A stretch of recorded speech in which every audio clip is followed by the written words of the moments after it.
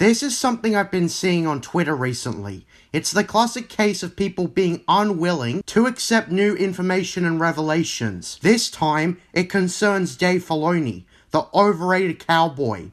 The first thing I want to highlight is why can't hindsight be a thing? A lot of the time, hindsight makes people realize the quality of something, like the prequel trilogy, and the horribleness of something like The Force Awakens. If you actually look into both those reassessments, it's people realizing that red letter media were full of shit, as Plinkett mostly implied things that today are easily disprovable, as if you look at the behind the scenes featurettes yourself, or look at the behind the scenes accounts that were always there, you'll realize that it was false. I've noticed that those trying to put down prequel resurgence are completely oblivious to all of these points. Those who once hated the prequels, but turned around are realizing what fools they've been, and the most they can do now is support the resurgence. Those who want to reject prequel resurgence have done the barest fuck of research and are in denial. People now understand what George Lucas was doing with his movies, how the films themselves actually make sense if you stop to think about them, and so on and so forth. In a similar vein, The Force Awakens was met with a positive reception upon its release, so why did everyone go back and start hating on it? Well, it's because when you realize what kind of a writer/director J.J. Abrams really is. Upon the release of The Last Jedi and The Rise of Skywalker, people realized that The Force Awakens had as little substance as a 2-hour teaser for the next movie. J.J. Abrams repeated the formula started in his TV show Lost, in which he baited the audience to see the next episode, or in this case, the next movie, by setting up a cliffhanger for his mystery box. But the thing is, he was never going to have a satisfactory answer for any of these questions. As well as this, the fact that he's been exposed for lying about a lot of things, and tried to make everyone think it was all Rian Johnson's fault, when he should share blame too. Also, it's been pointed out that J.J. Abrams did not just plagiarize the original trilogy, he plagiarized the expanded universe too, taking ideas and dragging other creators' work under the bus, such as Dark Empire, a really good story that people who didn't actually read it ripped on,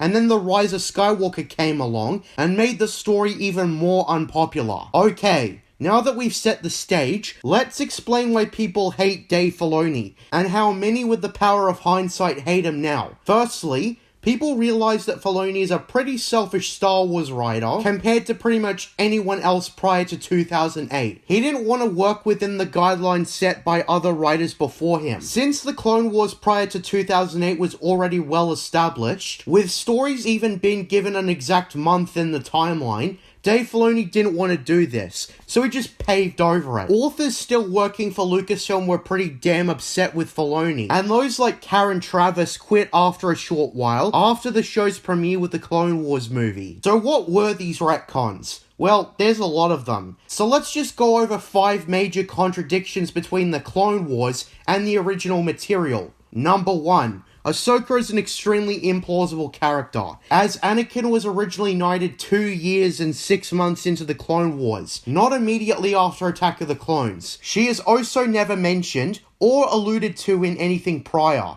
so it's clear that Anakin did not have an apprentice. Building up his relationship with Obi-Wan was more of a priority, and it works thematically with the films. Number 2. Asajj Ventress was originally a Ratataki instead of a Dathomirian, and her story was completely changed from getting lost in deep space to becoming a bounty hunter. Number 3. Eeth Koth died in the Battle of Geonosis, as hinted in the film itself, with all material prior having him dead, but Eeth Koth is alive now. This doesn't make any sense, because they literally could have used any other Jedi character and it would have been fine. Number 4. Inhibitor chips were not the given explanation for clones gunning down their Jedi generals originally. The explanation prior was more in line with the films, in which the clones were programmed to obey orders without questions. And really the more genetically independent clones, like Commandos and ARC Troopers, could have the potential to disobey the order. Number 5. Barest being a T-word who blew up the Jedi Temple is something the show threw out of its arse, as if one reads the Revenge of the Sith comics, Barest is shown to be with the Jedi Order and executed by the clones. Also, based on her personality in original Clone Wars material, It's basically character assassination. Barest was a selfless Jedi healer, and would never act this way. Okay, now that we're all on the same page, and people can't tell me that I didn't provide any examples, on top of that, Filoni and friends, as in people who helped him work on the show, cherry-picked stuff from the expanded universe to include. As an example, they threw in Quinlan Vos from the Star Wars Republic comics, but the only thing they got right were his appearance and trademark power. Obi-Wan and Vos are also supposed to be good friends, but Obi-Wan acts like he really doesn't want to work with Vos. Also, assuming the general dates are correct, Vos was already deep undercover as one of Dooku's dark acolytes, and so on and so forth. Moving on to following shows, Rebels was there, I suppose. A lot of people, including me, don't like that show, but it has its fans. But a key way that show baited fans was Grand Admiral Thrawn. Filoni was tricking people into thinking he had a supreme knowledge of the expanded universe, even though he had a hand in throwing out the expanded universe. There's actually this interview in which you can see how little he thinks of expanded universe fans. And for context, this was him being asked if he was going to bring back other characters like Mara Jade. Does the introduction of Thrawn mean that other characters who have legend status might be brought in? I mean, we were talking about Mara Jade earlier on, and who knows? There's always... That guy said yes. Yeah, see, I knew this would happen, which is I give Thrawn, but it's like, as soon as you give them, it must be like if you have a child, you give them a toy, and they're like, yay, what else have you got? And it's like, no, play with Thrawn for a little bit. It lasted for 30 seconds. Yeah, fucking asshole. Yeah, he seriously compared expanded universe fans to children being fussy. Dickhead. There's also his obsession with Ahsoka. Her lifespan is so damn unrealistically long. She's also been criticized for being an overpowered Mary Sue in the Clone Wars, and every natural time she should have died by then, she survived because Filoni couldn't let her go. The most ridiculous time was when Filoni used fucking time travel, which was utterly stupid. People like me are starting to get really sick of Ahsoka, a character that overbloats all the shows and is treated like some special character pivotal to the universe, and it's played the fuck out. The Mandalorian isn't even good. It's just people starved for good Star Wars. That a mediocre to possibly okay show is treated like the next big thing. But I think I should talk about when the critical reassessment of Filoni happened, around when the Clone Wars Season 7 came out.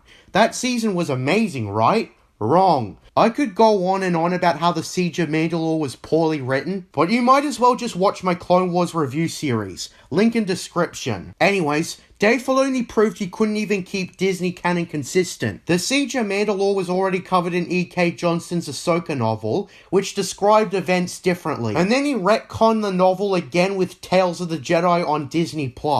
And more blatantly than the Siege of Mandalore. Episode 6 of Tales of the Jedi retcons the novel by changing when Ahsoka met Bail Organa after the rise of the Empire, and how she became Fulcrum, and dumbed down and changed the characters like the Inquisitor who hunted Ahsoka, and so on. The author of the novel and many who read the novel, of course, were furious at Filoni. And also, since we're on the topic of Tales of the Jedi, Filoni literally stole the name from the 90s comics of the same name. And one of the writers, Tom Veitch, had already passed away mere months before the announcement of Filoni's knockoff. It's clear that he just wanted to brush the previous work under the rug, and that made Expanded Universe fans furious that Filoni had no interest in honouring the original that came out before him, and he would rather just pave over it. So yeah, that's why people hate Dave Filoni with the power of hindsight. And also, Expanded Universe fans, just to emphasize, never liked him. So that's a demographic of fans that Filoni groupies overlooked when defending him. With that being said,